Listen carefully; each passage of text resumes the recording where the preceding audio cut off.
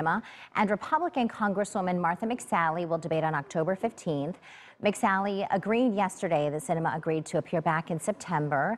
They are competing for the seat being vacated by Republican Jeff Flake, who is retiring after one term. That is a big race, and right now most polls have that race between McSally and Sinema in a statistical dead heat. And this morning, the McSally campaign releasing a new ad featuring Senator John Kyle, who was just appointed to fill Senator John McCain's Senate seat.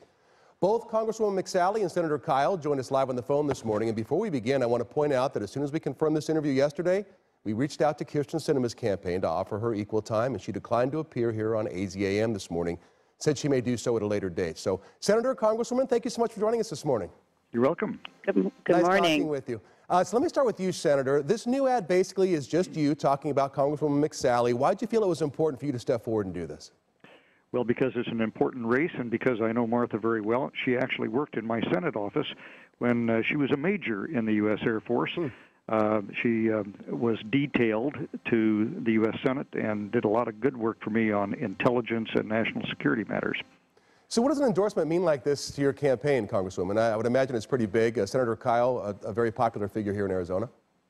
Well, it's very big. I'm really honored to have Senator Kyle's support, and he's right. I got to work for him as a national security fellow back in 1999 to 2000 as a major in the Air Force as part of my professional development.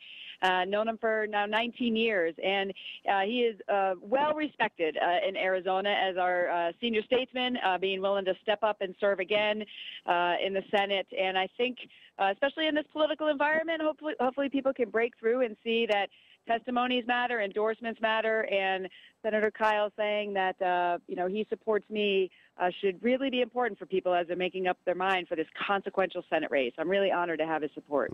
You were talking about our political climate, so let's go ahead, Congresswoman, and pivot now to a story that a lot of the country is talking about, and I think you have a unique perspective on it, the Brett Kavanaugh confirmation hearings. Now, you've told a story that I don't think you would describe as sexual assault, but more of a Me Too type sexual incident involving a track coach when you were in high school.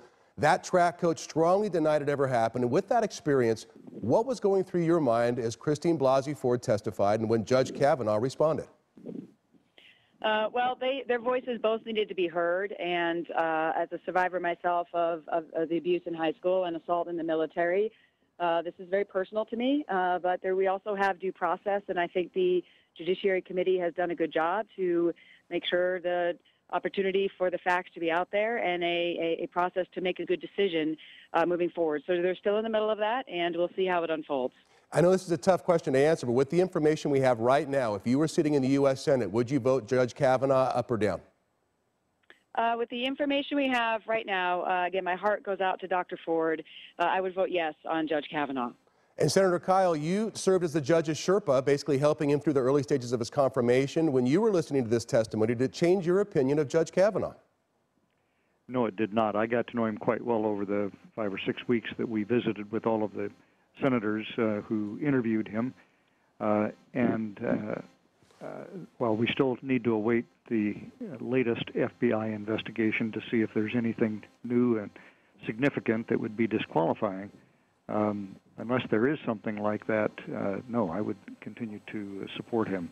He has a very strong approach to judging, to decide cases based on their merits, not based upon how people wish they would come out. And I think his intellect and his record as a judge for the last 12 years on the Court of Appeals is a strong recommendation for his confirmation. Senator, Congresswoman, thank you for joining us this morning. Good luck as we head into October and November here. And again, thanks for being here. Appreciate it. Great. Thank you. We'll be right back.